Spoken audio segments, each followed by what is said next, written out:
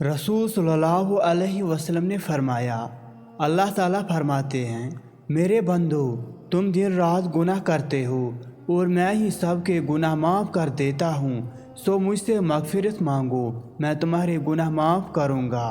जब भी फारिग वक्त मिले तो अपनी माँ के पास जाकर बैठ जाया करो, क्योंकि माँ के साथ गुजारा हुआ वक्त क़यामत के दिन नजात का बायस बनेगा। तुम खुश हो या तकलीफ़ में, सबसे पहले अपनी बात अल्लाह को बताया करो। हर नई चीज़ अच्छी लगती है, मगर दोस्ती जितनी पुरानी हो उतनी ही उम्दा और मजबूत होती हैं। वालिदैन की बातों पर इतना यकीन तो रखें जितना आप दवाई पर रखते हैं।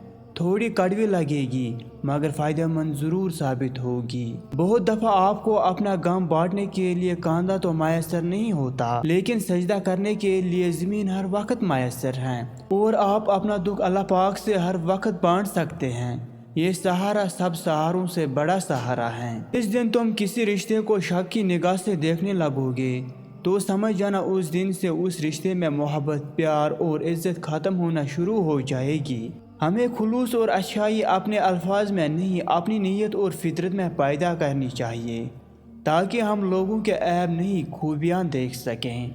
दुश्मनों से ज़्यादा हमारे वो दोस्त ख़तरनाक हैं जो मुनाफिकाना अंदाज में हमारे जज्बात से खेलते हैं। लोग जनाजे की नमाज़ पढ़ने दूसरे मुल्कों से आते हैं, मगर फ़र्ज़ नमाज पढ़ने मोहल्ले की मस्जिद में नहीं जाते। तमीज़ और ज़मीर जिस इंसान में हो उस जैसा खूबसूरत दुनिया में कोई नहीं।